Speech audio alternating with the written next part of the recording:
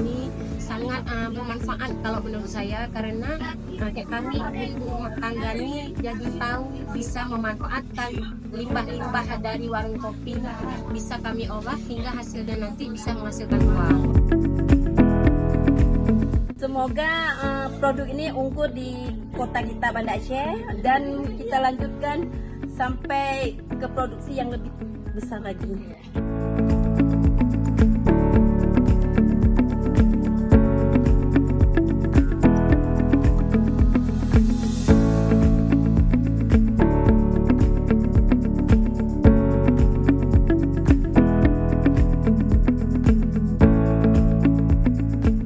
Alhamdulillah hasilnya maksimal.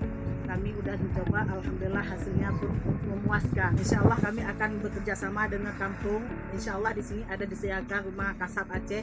Kami usahakan nanti untuk masuk ke dalam rumah Aceh untuk produksi sabun ini. Pasti,